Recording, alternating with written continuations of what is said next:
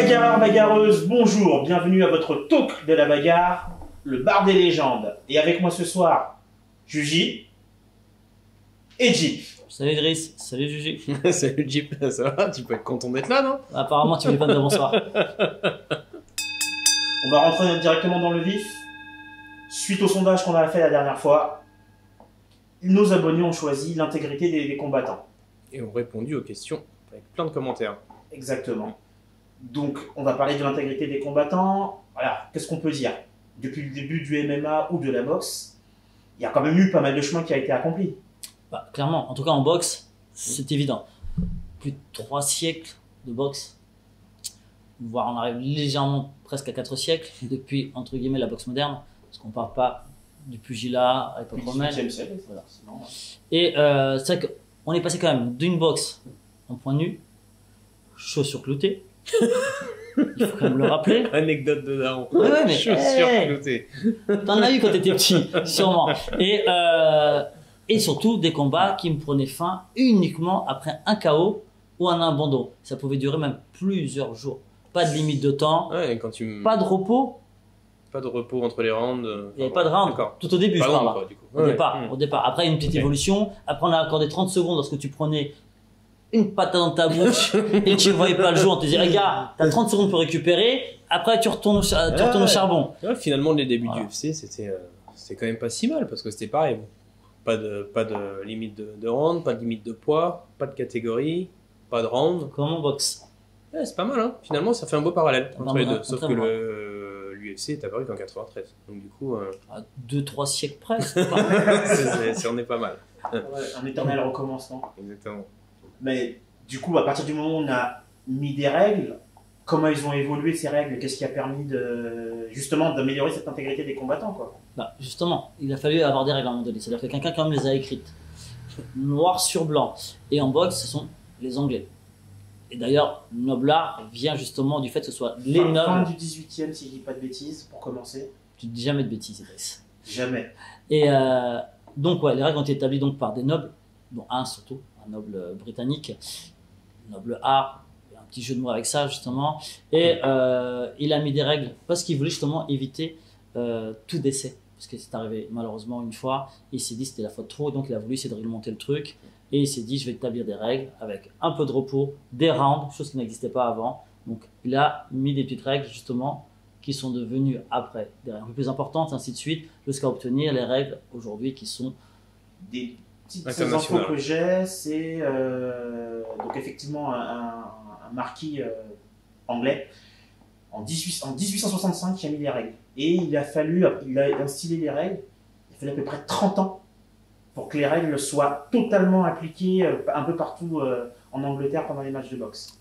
Forcément, il y avait beaucoup d'argent, il y avait des paris, donc ça jouait forcément, et certains ne voulaient pas voir des catégories de poids s'installer et autres. 30 ans, c'est un peu l'âge de l'UFC, hein. C'est marrant, hein. Comme quoi, du coup... 30 ans, 93. Ah ouais, ouais, le parallèle. effectivement. Bientôt. Bientôt. Ouais, bientôt, on va fêter les 30 ans.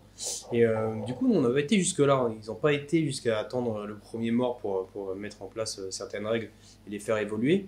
Et voilà, c'était pour tout pour la protection en fait des combattants, parce que c'est vrai que c'était des combats très violents. Et Et on au se fil souvient du temps, tous de ce combat entre un karatéka et un sumo. oui, pas que. Hein. Après, il y a eu 150 kilos de différence minimum. Après, tu as parlé justement des risques qu'encourent les combattants, et effectivement, les catégories de poids, c'était une façon de limiter les risques. Il y en a eu d'autres avec les évolutions des règles. Alors voilà, c'est vrai qu'en boxe aussi, il y a eu beaucoup de règles sur les rounds, les poids, mais il y a aussi une partie sur le corps médical. Et ça, c'est important de le préciser. Bah, comme en boxe d'ailleurs. Ce côté-là aussi, c'est vrai que maintenant dans un combat, dans la boxe moderne, quoi, depuis un certain temps d'ailleurs, parce que lorsque tu as joué Luis déjà qui combattait à l'époque, pour les plus anciens, Oh là là. comme toi, il y avait déjà un médecin au bord du ring Ouais, qui il y pouvait a une petite intervenir. mallette en La cuir. fameuse mallette et surtout le cutter. Ah, le cutman. Oui. Le cutman Pour était les œils au beurre noir. Et vous savez de quoi vous parlez, les gars.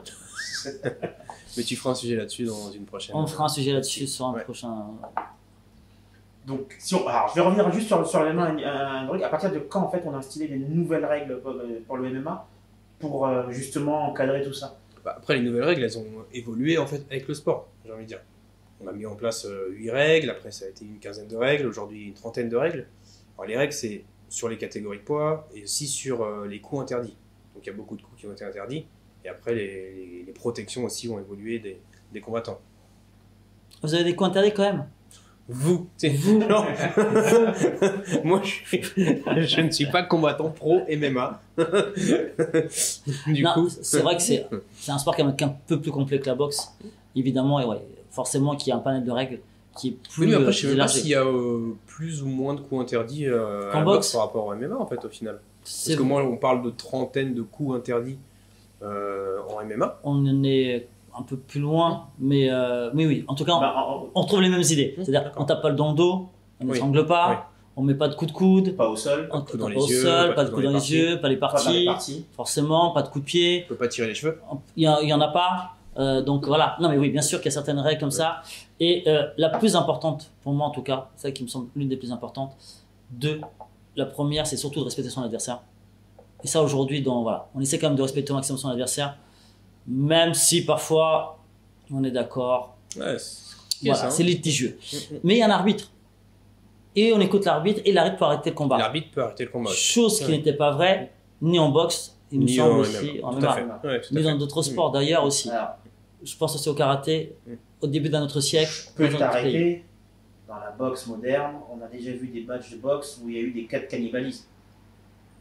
Oui, et ce sera d'ailleurs L'objet d'une belle pastille. la semaine prochaine. Ne ratez pas cette fameuse histoire. Et du coup, en cas de cannibalisme, on a arrêté le combat quand même. Rassure-moi. Sur le coup, le combat a été arrêté, mais il a un peu continué en dehors du ring, Après ce qui etc. se passe en dehors du ring. Et on a vu aussi au MMA des trucs qui se passent avant, pendant, après. Ouais, bien sûr, tout à fait. Voilà. Oui, mais c'est vrai que est-ce qu'aujourd'hui nos combattants sont mieux protégés dans un ring grâce à l'arbitrage, grâce aux règles? Bah, c'est en tout. Après, moi j'ai envie de te dire, oui, l'arbitrage, les règles, on a parlé aussi récemment des coins, qui sont aussi, enfin les coins, l'équipe des combattants, qui sont censés aussi protéger leurs combattants, qui sont censés les connaître. On va pas relancer la polémique. Le fameux Française. jet d'éponge. J'ai de l'éponge, pas j'ai de Le l'éponge. jeu de l'éponge. Mais bon, Retrouver la chronique jeu de l'éponge dans une prochaine épisode. C'est très intéressant. Mais voilà. La boxe et le MMA, on est d'accord tous les trois, c'est des sports de combat. Oui. Donc Pour par les coups. définition, c'est des sports violents. On est d'accord que toutes ces règles, c'est pour essayer de limiter au maximum les dangers que courent les combattants. Ok. Est-ce qu'on peut faire mieux? bah, clairement, aujourd'hui, la boxe et le MMA, d'autres sports de combat aussi, on peut prendre aussi la boxe thaï, on peut prendre peut-être, allez, le karaté combat, Ouais. Ouais. parce que c'est le cas aussi. Oui, tout à fait. On a créé des règles pour civiliser la violence. C'est-à-dire qu'on essaie de l'encadrer au maximum pour éviter justement toute dérive qui ne soit pas légitimée. Et là-dedans, forcément, il y a l'intégrité même du combattant. Il ne faut pas que le combattant puisse perdre la vie ou être blessé gravement par rapport à ça. Ouais, après, il y a toujours des séquelles qui sont difficiles à éviter, quoi. Là, on parle de perdre la vie, donc le cas le plus grave, mais aussi après, il y a des traumatismes sur certains combattants qui peuvent être aussi importants après pour les limiter. C'est assez compliqué. Ouais, je trouve ça, le paradoxe un peu intéressant, c'est qu'on fait des règles pour protéger l'intégrité des combattants. Il y a des règles aussi, comme les catégories de poids, et je pense aux pertes de poids très accentuées avant un combat, qui mettent aussi en danger énormément les santé des combattants. Quand ils perdent 10 à 15 kilos avant un combat, enfin, on n'en parle pas assez, mais c'est un réel problème. Si je peux me permettre, il est censé y avoir un suivi médical des combattants et une perte Le de suivi poids. médical, il est fait. Ouais, voilà. Sauf qu'une perte de poids excessive est forcément dangereuse pour un combattant. Ah oui, mais Si une perte de poids ils sont trop faits dans les règles, hein. grande, trop rapide, Après, là, malheureusement, selon qu'on est dans tel ou tel type d'organisation, si tu prends l'UFC, le Bellator, tout ce qu'il y a aujourd'hui dans le MMA, ils sont salariés. Donc, ils ont un certain suivi, certaines règles sont par rapport à l'organisation, à l'entreprise. Je vois où tu attends. Si tu prends des gens, des pratiquants de boxe thaï, D'autres règles. d'autres règles, dans d'autres pays, d'autres règles, etc. Tu prends les boxeurs, selon dans quel type de ceinture tu te situes, voilà, le protocole, le suivi n'est pas le même. Le dopage varie En peut-être gros, entre aussi. l'UFC et le ONE FC, c'est pas les mêmes règles de cutting ou de choses comme ça. Donc on change complètement Ouais. du truc. Donc c'est vrai qu'aujourd'hui, harmoniser des règles internationales par rapport même au même sport, c'est très très très compliqué. Donc, il est vrai, si les États ne mettent pas en plus un peu leur nez dedans, pour essayer de réglementer ça, c'est compliqué. Concrètement, c'est compliqué. Maintenant, si on parle des traumatismes, je pense que tu parlais aussi des traumatismes crâniens, tu en as différents types. Et c'est vrai qu'un cerveau, c'est quoi? C'est donc le cerveau qui est dans notre cage, boîte crânienne. Il y a un espace entre le cerveau donc, et la boîte crânienne. Cet espace, lorsqu'on prend un coup, la tête elle bouge. Quand la tête elle bouge, forcément le cerveau vient cogner contre cette boîte crânienne. Sauf pour Homer Simpson, qui a le. C'est le seul. Une enveloppe. À pouvoir se redécouler. C'est vrai. Mais il a un cerveau assez petit et un liquide enveloppe, arachidien assez important très pour important. pouvoir absorber. Donc ouais, la boxe, c'est 80% des coups qui sont portés à la face. Ce qui veut dire que déjà, le risque de prendre une commotion cérébrale, forcément en boxe professionnelle, est plus important que dans certains sports. La boxe thaï, tu peux frapper sur tout le corps. C'est-à-dire que tu as des low kicks, tu as des push kicks, tu as du clinch, tu peux emmener au sol, tu as des projections. D'accord. Pareil pour le MMA. Des sports de combat. Voilà. Faisons le parallèle avec d'autres sports. Avec d'autres sports de combat, bah, si tu prends d'autres en dehors des sports de combat. Oui, en dehors des sports de combat. D'accord. Ouais. Tu as des sports autres qui sont donc considérés comme moins violents parce que c'est pas des sports de combat. Même si on peut entre guillemets relativiser leur violence. Des chocs, Si tu prends par exemple le rugby, le football américain, le port du casque est obligatoire en football américain. Alors, le football américain en termes de moindre violence. C'est pour ça que je disais ça. À l'image. Oui, c'est vrai que ça fait moins violent. Considéré comme moins violent. Donc considéré. Mais c'est vrai que par exemple, au rugby, tu peux aussi avoir un casque pour te protéger un peu les oreilles, mais aussi un peu la tête. Tu fais du vélo, tu as un casque. Tu fais du hockey, tu as un casque. Tu fais du ski, tu as un casque. Donc, il y a beaucoup. Tu fais la trottinette aujourd'hui dans la rue, tu portes un casque. Tu joues au foot en Angleterre. Oui, j'ai entendu ça. Angleterre et Écosse. Angleterre et Écosse, ouais. Tout à fait. Ouais. Si tu fais un coup de tête, commotion cérébrale pendant le match, qui est considéré comme. Tu as un protocole. Le joueur sort, il est remplacé, même si les changements ont été faits. On le sort, on lui met une minerve, on l'emmène à l'hôpital, on fait faire des examens. Il revient 15 jours, 3 semaines après. Ils viennent d'interdire après les coups de tête à l'entraînement pour les enfants de moins de 12 ans. Donc, effectivement, il y a des règles qui sont faites pour évoluer et qui vont dans le sens de la protection des combattants. Maintenant, c'est sûr, on regarde des sports de combat. Quand tu regardes un sport de combat, on a fait des règles pour, on essaie d'améliorer ça. Mais il ne faut pas le nier. Il ne faut pas nier qu'on regarde. Voilà, ce sont des sports violents. C'est sûr. Mais. Et après, tu peux pas éviter un. C'est fait aussi par des athlètes. Ouais, tout à fait. Les combattants, entraînés, voilà. Suivis, ils ont des coachs, ils sont jeunes. Aussi que ce soit des femmes ou des hommes. Ce sont quand même grosso modo des sports de combat qui sont pratiqués par des gens qui ont entre 20 à 35 ans. Donc dans la fleur de l'âge, l'organisme il va bien. Après, la multiplicité des coups à la tête, je pense, c'est vraiment la grosse problématique. Ouais. Puis il y a les entraînements aussi qui peuvent être très durs et plus durs que les combats. Donc effectivement, dans tout ça... Qui doivent être plus durs que les combats d'ailleurs. Effectivement. On le sait tous. Donc si on devait conclure. Moi, si on veut conclure, effectivement, on peut toujours faire mieux. Après, moi, je suis dans mon métier. La définition de l'accident, c'est quelque chose que tu peux pas éviter. Donc, du coup, vouloir empêcher ou éviter l'inévitable, c'est quasi mission impossible. Et après, faire trop de règles, ça peut être au détriment aussi du sport et du En spectacle. même temps, c'est pas ce qu'on demande non plus à nos sports de combat. On veut voir un minimum de spectacle et de dépassement de soi. Oui, mais sans mettre en danger. Sans les mettre en danger, mais on peut avoir un accident. Voilà. Ouais, je suis Ce qu'on d'accord. veut, c'est du spectacle sans mettre en danger. J'aurais du mal à dire autre chose que vient de dire Jushi. Mais en effet, on doit encore pouvoir améliorer ce type de choses. Quand je dis choses, je parle éviter, bien entendu, que les combattants puissent jouer leur vie sur... voilà. Parce qu'il ne faut pas oublier, c'est un sport, c'est un métier, c'est un sport. On ne doit pas mourir d'un sport. Tu vas pratiquer un sport, tu n'as pas envie d'en mourir, même si c'est ton métier. C'est Voilà. un risque que tu prends. C'est un risque qu'on prend. On sait qu'il est là. On sait qu'il est là et ça peut arriver. Mais on doit, en tout cas les institutions, les fédérations, doivent forcément améliorer, aller dans le sens d'amélioration, que ce soit dans les protections, que ce soit dans les règles, que ce soit dans le suivi des combattants. Forcément, on doit penser à tout ça. On doit penser avant tout à eux. Parce que si on veut continuer, comme tu disais si bien, à voir des combattants nous donner des joies, parce qu'on les regarde, le spectacle il est beau, il est magnifique, etc. Il faut quand même qu'on puisse avoir des gens de qualité. Et on dit non au dopage. Surtout pas, parce que ça joue aussi sur votre intégrité physique. Il y a des gens qui meurent de cancer. Et ça, c'est pas dû à des coups sur la tête, c'est dû à du dopage. C'est vrai. Je vais rajouter un dernier point à ce que tu as dit. Effectivement, c'est très intéressant. Il y a des règles. Il faut que les arbitres arrivent à appliquer au mieux ces règles. Et ça passe par la formation, une meilleure formation des arbitres aussi. C'est tout ce que je voulais dire. C'est terminé pour aujourd'hui. On a passé encore un bon moment, enfin j'espère. Merci Idriss. Merci Idriss. Merci à toi JP. J'en profite pour Je t'en remercier prie. le bar à légende qui nous reçoit ici. N'hésitez pas à passer, à venir vous prendre un verre, ça nous fera toujours plaisir. De même, Voilà. il offre. À nos abonnés, n'hésitez pas à liker, partager, commenter sur tous nos réseaux. Facebook, Twitter, Instagram, TikTok. Et n'oubliez pas, la bagarre, oui. Mais dans la rue. C'est mal. Allons-y. L'humeur du jour. Wow. La dernière fois, on a terminé par l'humeur de Jeep. Donc là, on va Oui. commencer par l'humour. On va commencer par l'humeur de Jeep. Tout à fait. Alors, bonne humeur ou mauvaise humeur? Comment te dire Ouais, ça sent un mauvais humeur. Ça n'a pas changé d'habitude en fait. Ouais. Je vais peut-être saouler certains. Ils vont me dire, ah les gars, c'est bon, il a sorti la semaine dernière, mais on sort Oh. cette semaine.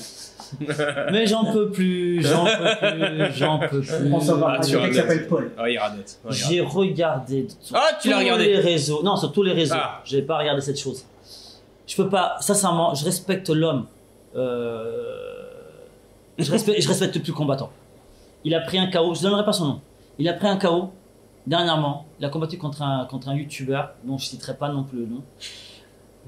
Pas même catégorie de poids. Pas préparé.